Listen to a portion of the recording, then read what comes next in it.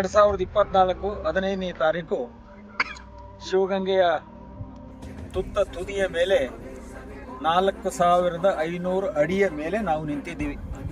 ಇದು ಬೃಹತ್ಕಾರದ ಬಂಡೆ. ಈ ಬಂಡೆಯ ಮೇಲೆ ಇದು ತೀರ್ಥಗಂಬ, ಇನ್ನೊಂದು ಉರಿಗಂಬ ಅನ್ನುವಂಥ ಎರಡಿದೆ.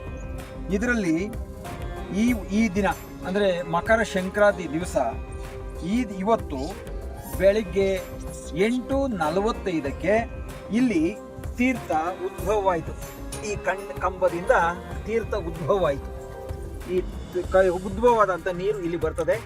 ಇಲ್ಲಿ ಬಂದಂಥ ನೀರನ್ನು ತೆಗೆದುಕೊಂಡೋಗಿ ಕೆಳಗಡೆ ಶಿವ ಪಾರ್ವತಿಯರ ಕಲ್ಯಾಣಕ್ಕೋಸ್ಕರ ಈ ತೀರ್ಥವನ್ನು ತಗೊಂಡೋಗಿ ಪೋಷಣೆಯನ್ನು ಮಾಡಿ ಈ ಮಕರ ಸಂಕ್ರಾಂತಿಯ ಹಬ್ಬದಂದು ಶಿವನಿಗೆ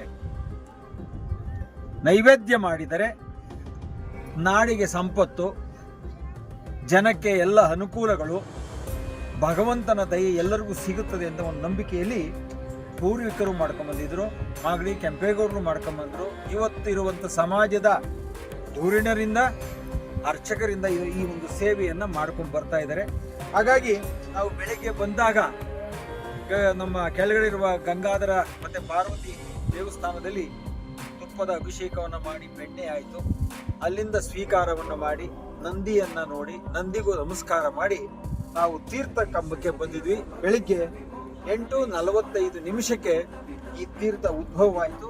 ಈ ತೀರ್ಥವನ್ನು ಗಿರಿಜಾ ಕಲ್ಯಾಣಕ್ಕೆ ತೆಗೆದುಕೊಂಡು ಹೋಗಿದ್ದಾರೆ.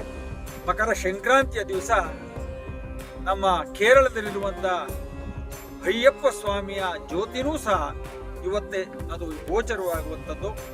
ಇದೇ ದಿವಸ ಬೆಂಗಳೂರಿರುವಂಥ ಕವಿ ಗಂಗಾಧರ ದೇವಸ್ಥಾನಕ್ಕೆ ಅನೇಕ ಬಾಗಿಲುಗಳನ್ನು ಹೊಕ್ಕು ಶಿವನ ಲಿಂಗದ ಮೇಲೆ ಸೂರ್ಯನ ಕಿರಣಗಳು ನೇರವಾಗಿ ಬಿಂಬಿಸುವಂತ ದೃಶ್ಯ ಅಲ್ಲಿ ನಡೀತದೆ. ಶಿವಗಂಗೆಯ ಗಂಗಾಧರ ದೇವಸ್ಥಾನಕ್ಕೂ ಬೆಂಗಳೂರಿನಲ್ಲಿರುವಂತಹ ಕವಿ ಗಂಗಾಧರ ದೇವಸ್ಥಾನಕ್ಕೂ ಒಂದು ಬಹಳ ಹತ್ತಿರದ ಒಂದು ಸಂಬಂಧ ಅಂತ ಹೇಳ್ಬೋದು. ಯಾಕೆಂದ್ರೆ ಮಾಗಡಿ ಕೆಂಪೇಗೌಡರು ಇಲ್ಲಿಂದ ಸುರಂಗ ಮಾರ್ಗದಲ್ಲಿ ಬೆಂಗಳೂರಿಗೆ ಹೋಗ್ತಾ ಇದ್ರು ಗವಿ ಗಂಗಾಧರ ದೇವಸ್ಥಾನಕ್ಕೆ.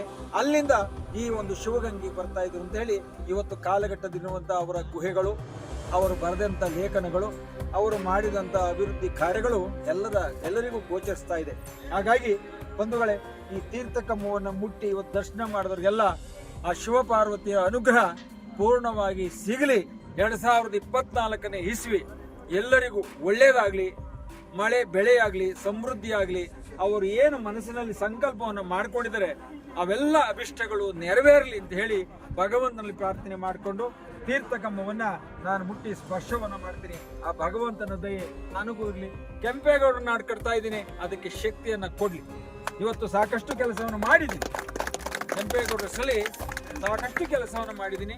ಇವತ್ತು ಅವರ ಏನೇನು ಕೋಟೆ ಕೊತ್ತಲುಗಳು, 1200ಕ್ಕೂ ಅಧಿಕ ಕೆರೆಗಳು, ಕಲ್ಯಾಣಿಗಳು, ತೋಪುಗಳನ್ನು ಅವರು ಕಟ್ಟಿದ್ರು. ಇವತ್ತು ಈ ದೇಶಕ್ಕೆ, ಈ ರಾಷ್ಟ್ರಕ್ಕೆ ಅವರ ಭಗವಂತನ ಕೃಪೆಯಿಂದ ಕಟ್ಟಿದಂಥ ಮಾಗಡಿ ಕೆಂಪೇಗೌಡರ ಇತಿಹಾಸವನ್ನ ತೋರಿಸಲಿಕ್ಕೆ ಹೊರಟಿದ್ದೀನಿ. ಹಾಗಾಗಿ ಎಲ್ರಿಗೂ ಭಗವಂತ ಒಳ್ಳೆಯದು ಮಾಡಿ ಮತ್ತೊಮ್ಮೆ ಕೈ ಮುಗಿತಾ ನಾನು ಮುಂದೆ ಸಾಕ್ತೀನಿ. ನಮಸ್ಕಾರ.